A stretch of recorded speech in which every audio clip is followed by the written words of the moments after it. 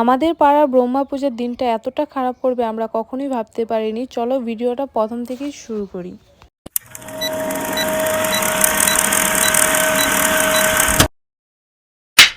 High, আমি সুজাতা আবারও চলে আসলাম নতুন একটি ভিডিও নিয়ে। আজ হচ্ছে আমাদের পাড়ার ব্রহ্মা পূজা। এই ব্রহ্মা পূজাটা প্রতি বছর হয়।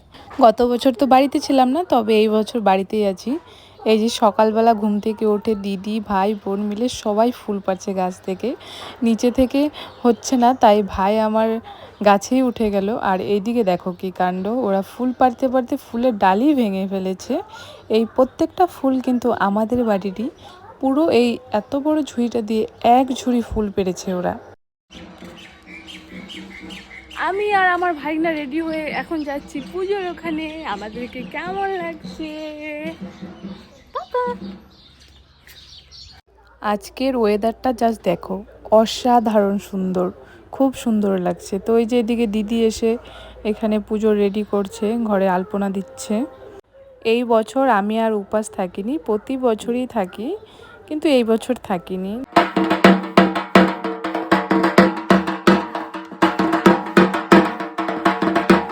পুজো হতে হতে প্রায় বিকেল হয়ে যায়। তার কারণ হচ্ছে এখানে অনেক নিয়ম করে পূজাটা করা হয়, যজ্ঞ করা হয়, তারপর আবার একটা ছোট্ট ঘরও পুরানো হয়।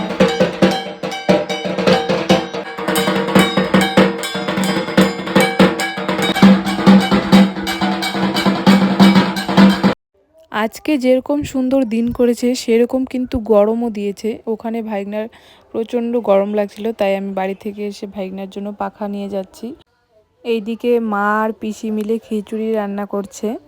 প্রতি বছর কিন্তু ওরাই রান্না করে খিচুড়ি। আর এইদিকে দেখো খিচুড়ি কিন্তু রান্না অলরেডি হয়ে গেছে। মন্দিরে যতটুক পুজোর দরকার ছিল ততটুক কিন্তু হয়ে গেছে, আর বাকি পুজোটা এখন এখানে হবে। এখানে এখন হচ্ছে যজ্ঞ, তারপর কিন্তু এই ঘরটা পুরানো হবে। এই যে দেখো সবাই কুলোর মধ্যে, যারা যারা উপাস তারা এই যে কুলোর মধ্যে যা যা দিতে হয় দিয়েছে।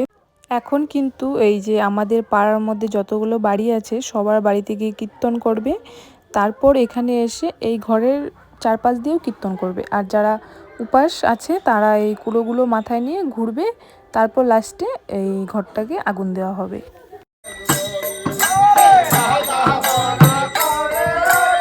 এখন কিন্তু সবার বাড়ি বাড়ি কীর্তন করা শেষ, আর লাস্টে আমাদের বাড়িতে করা হয়েছে, কারণ আমাদের বাড়িতে এই বছর ঘরটা বানানো হয়েছে। শুধু এই বছর না, আগের বছরও বানানো হয়েছিল আমাদের বাড়িতে।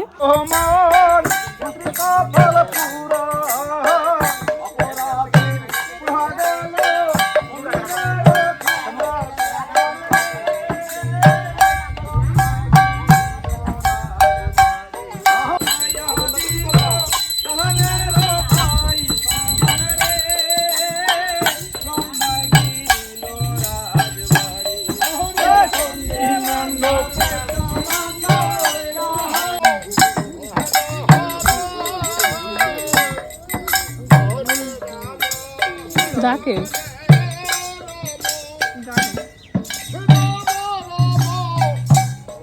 এখন কিন্তু প্রায় পুজো শেষেই, এখন শুধু অঞ্জলি দিলেই হয়ে যাবে। এখন এই যে সবাই হাত পা ধুয়ে এসে এখন এখানে অঞ্জলি দিচ্ছে। আর আমার ভাইগনার কাণ্ড দেখো, ও কোনোভাবেই থাকছে না, তাই ওকে আমি গাড়িতে বসিয়ে রেখেছি। আর এদিকে কিন্তু খিচুড়ি হচ্ছে, খিচুড়ি কিন্তু বন্ধ নেই।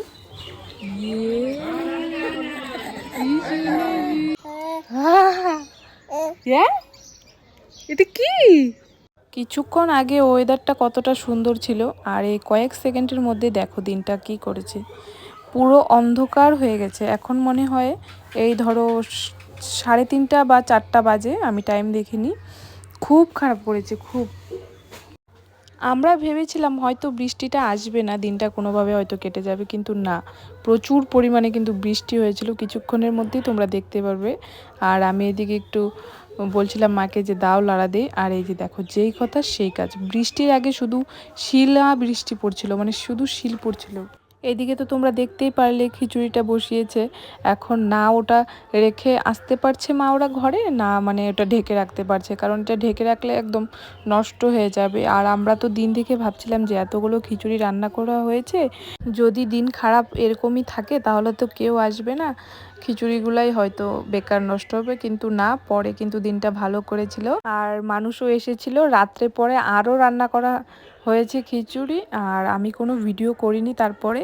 তো আজকের মতো ভিডিওটা এই পর্যন্তই। আশা করছি ভিডিওটা তোমাদের অনেক অনেক ভালো লেগেছে।